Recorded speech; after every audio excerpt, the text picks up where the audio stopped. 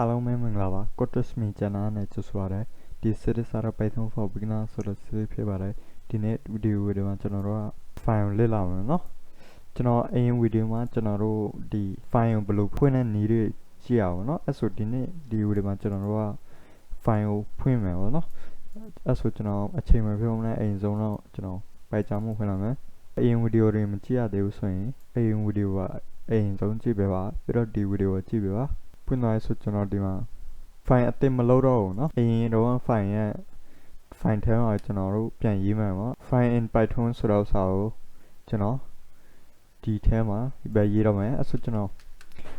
အရင် video မှာကျွန်တော်ဘာတွေတင်လိုက်ခဲ့လဲဆိုတော့အရင် video မှာကျွန်တော်ဒီမှာ file ကိုဖွင့်တဲ့နည်းတွေတင်ခဲ့အောင်เนาะ file ကိုဖွင့်တဲ့နည်းတွေကြည့်ခဲ့ရတယ်အဲ့ဆိုဒီနေ့ဒီ video မှာကျွန်တော်တို့ file ကိုဖွင့်မှာပေါ့เนาะအဲ့ကျွန်တော်ဥပမာ file ဖွင့်မှုအတွက်ကျွန်တော် variable တစ်ခုလုပ်မယ်ကျွန်တော် f is မြင်ချင်း open ဆိုပြီးရေးမယ်ပေါ့နော်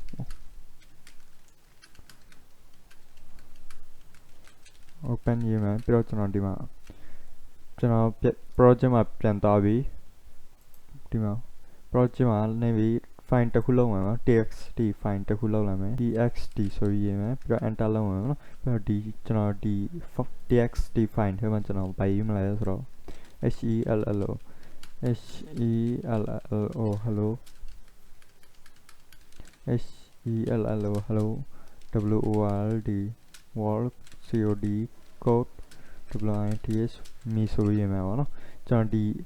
txt file ထဲမှာကျွန်တော် hello world code me လို့ရေးတယ်ပေါ့နော်အဲ့ဆိုကျွန်တော်ဒီ txt file ကိုဖွင့်ရှင်တယ်ဆိုဒီအဲ့ဆိုဘယ်လို Python မှာဘယ်လိုဖွင့်ရမှာလဲဆိုတော့ကျွန်တော်ပြရမယ်ပေါ့နော်အဲ့ကျွန်တော်ဒီမှာfile ရဲ့နာမည်ဒီလို variable တစ်ခုလုပ်မယ်file ရဲ့နာမည်open လုပ်ပြီး file ရဲ့နာမည်ဒီမှာရေးမယ်ပေါ့နော်အဲ့ဆိုကျွန်တော်ဒီ file ရဲ့နာမည်ရေးမယ် file ရဲ့နာမည်ရေးမယ် test.txt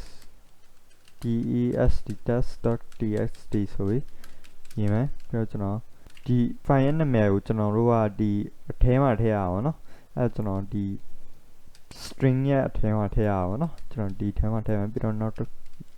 တော့ဒီမှာကျွန်တော် read လုပ်မယ်နော် file ကိုဖတ်မှာပေါ့နော်အဲ့ဆိုကျွန်တော်ဒီမှာ r is equal to f after read ဆိုတဲ့ function တစ်ခုရှိရမှာနော် i ရဲ့ဒီ read ဆိုပြီးကျွန်တော်ဒီမှာဒီလိုလုပ်ပြီးနော်ပြီးတော့ r ကို print လုပ်မယ်ပေါ့နော်ဒီလို print လုပ်တဲ့အချိန်မှာကျွန်တော် print လုပ်မယ်ပြီးတော့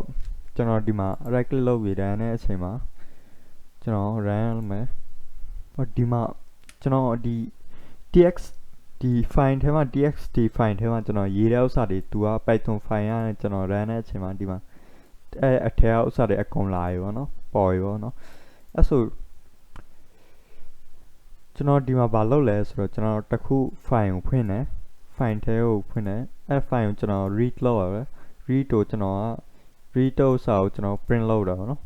read လုပ်ပြီး print လုပ်ရအောင်နော်အဲ့ဆိုကျွန်တော်အရင် video မှာပြောတော့ဆိုကျွန်တော်မသုံးရသေးဘူးပေါ့နော်အဲ့ဆိုကျွန်တော်သုံးမယ်ပေါ့နော်အဲ့သုံးတဲ့အချိန်မှာကျွန်တော်ဒီမှာဒီလိုဘာ mode နဲ့သုံးချင်လဲဆိုကျွန်တော်ဒီမှာ r နဲ့သုံးချင်ရအောင်နော်အဲ့ဆိုကျွန်တော် r ရေးမယ် r ရေးတဲ့အချိန်မှာကျွန်တော်ပြန် run မယ်ပေါ့နော် run တဲ့အချိန်မှာလည်းဘာမှမပြောင်းသွားပါဘူးဘာလို့လဲဆိုတော့ဒီ r ကမရေးလဲ default r read mode ပဲเนาะအဲ့ဆိုကျွန်တော်ဒီကောင်ကို b နဲ့ပြောင်းလိုက်မယ်เนาะ b နဲ့ပြောင်းလိုက်မယ် rb နဲ့ပြောင်းလိုက်မယ်เนาะအဲ့ဆိုကျွန်တော်ဒီတစ်ခါ rb နဲ့ပြောင်းတဲ့အချိန်မှာ b ရပါလဲဆိုတော့ binary mode ပေါ့เนาะအဲ့ဆိုကျွန်တော်ဒီမှာရေးတဲ့အချိန်မှာဒီက binary နဲ့ပေါ်လာပြီပေါ့เนาะဒီမှာ b ဆိုပြီးပေါ်လာပြီ binary အဲ့ဆိုကျွန်တော် b ပဲထည့်တဲ့အချိန်မှာ run တဲ့အချိန်မှာဒီမှာ error ပြရပြီပေါ့เนาะဒီကောင်ကစာဆိုတော့binary နဲ့ဖွင့်လို့မရဘူးပေါ့နော်အဲ့ကျွန်တော်ကြံ r နဲ့ဖွင့်လိုက်မယ်ပြီးတော့ run တဲ့အချိန်မှာဒီမှာသူကလာပြီပေါ့နော်ဒီမှာ hello world ဆိုတော့အဲ့ဆိုကျွန်တော် x နဲ့ဖွင့်မယ် rx နဲ့ဖွင့်တဲ့အချိန်မှာပြန်ရဲမယ်ပေါ့နော် error ရတယ်ပေါ့နော် x ကသူက file ရရှိပြီးသားဆိုတော့သူက run တဲ့အချိန်မှာ x နဲ့error ပြရအောင် x ကဘာလဲဆိုတော့ file မရှိမှfile ကို create လုပ်ရအောင်เนาะ ကျွန်တော် F5 ရှိတဲ့အချိန်မှာကျွန်တော် create လုပ်တဲ့အချိန်မှာအဲ့ဒါ error ပြသွားအောင်နော်အဲ့ဆိုကျွန်တော်နောက်တစ်ခုကဘာနဲ့လုပ်မလဲဆိုတော့ T နဲ့လုပ်အောင်နော် RT နဲ့ကျွန်တော်စမ်းကြည့်မယ်ပြီးတော့ run တဲ့အချိန်မှာဒီမှာဘာမှမပြောင်းတော့ဘူးဘာလို့ဘာမှမပြောင်းလာဆိုတော့ဒီကောင်ကစာပဲနော်စာ text mode ပေါ့နော်စာကိုပြရအောင်နော်ဒီကောင်ကစာပဲဆိုတော့ဘာမှမပြောင်းတော့ဘူးအဲ့ဆိုကျွန်တော် R plus နဲ့လုပ်မယ်နော် run တဲ့အချိန်မှာဒီမှာဘာမှလည်းမပြောင်းတော့ဘူးဒီကောင်လည်း read နဲ့ write လုပ်အောင်နော်အဲ့ဆိုကျွန်တော်ပြီးတော့ကျွန်တော်တစ်ခုပြောရှင်းအောင်နော် file ကိုဖွင့်ပြီးရင်ပြီးတော့ file ကိုလည်းပြန်ပိတ်ရအောင်နော်ပိတ်တဲ့အကျဉ်းလုပ်ရအောင်နော်မပိတ်ရင် तू က file ကိုဖွင့်ပြီးပြန်မပိတ်ရင်သွားရင်တစ်ခု error ဖြစ်လည်းဖြစ်နိုင်တယ်ဗောနော်အဲ့ဆိုကျွန်တော်ပြန် r.close ဆိုပြီး close ဆိုပြီးကျွန်တော်ဒီလို file ဗောနော် r မဟုတ် file.close ဗောနော်ကျွန်တော်ရေးပြီးပြန် run တဲ့အချိန်မှာဒီမှာပိတ်ပါရနော်အဲ့ဆို file run နဲ့အမျိုးအစားလည်းအများကြီးရှိပါတယ်ကျွန်တော်ပြန်ဒီလိုမ run မနဲ့နောက်တစ်မျိုးလည်း run လို့ရပါတယ်ကျွန်တော်ဥပမာပြန်ပြအောင်နော်ကျွန်တော်ဒီမှာ f မြင်ရခြင်း f.readline ဆိုတဲ့ function ရှိရ read line ဆိုတဲ့ function ရှိရပါတော့အဲ့ကျွန်တော်ဒီမှာ f ကို run တဲ့အချိန်မှာကျွန်တော် run မယ်ကျွန်တော်တစ်ခါတည်း print လုပ်လိုက်မှာနော်ကျွန်တော်ဒီလိုဟိုမလုပ်တော့ဘူး